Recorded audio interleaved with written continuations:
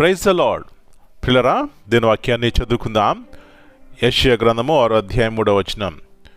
Isaiah chapter 6 and verse 3.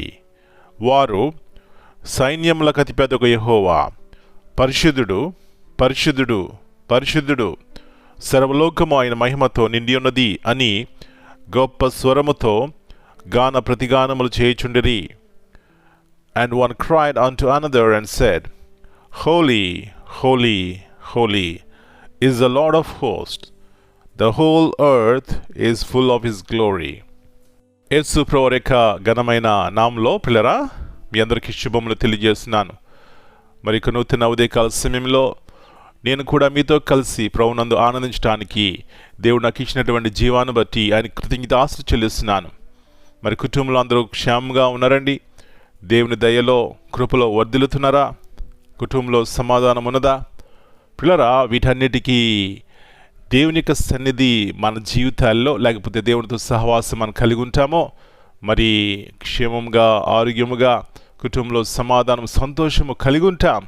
ఈ యొక్క గొప్ప కృపనివ్వడానికే దేవుని యొక్క మాటలు అనేకమైన రీతిలుగా మనకి వినిపించబడుతున్నాయి.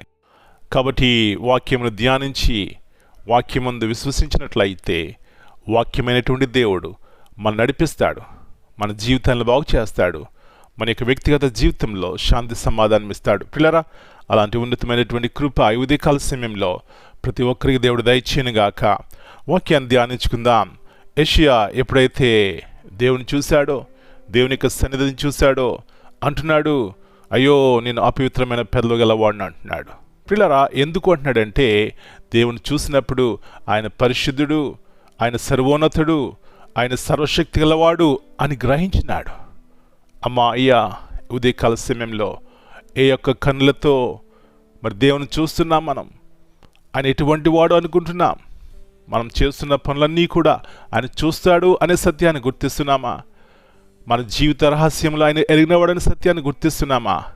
అలా గుర్తించినట్లయితే ఒక విధంగా ఎంత సంతోషం. ఎందుకంటే మన స్థితి అంటే మన పూర్వపు స్థితి, ఇప్పుడున్నటువంటి పరిస్థితులు, రాబోయే కాలంలో ఉన్నటువంటి పరిస్థితులు ఆయనకు తెలుసు.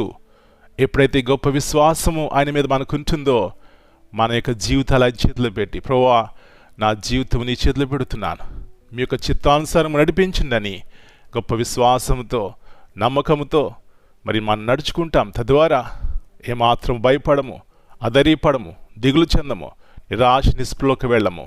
ఎందుకంటే ఆయన సర్వాధికారం గలవాడండి. ఇలాంటి దేవుడు నన్ను ప్రేమించి తన విలువైనటువంటి ప్రేమను కల్వరి శిలలో నీ కొరకు నా కొరకు చూపెట్టారు.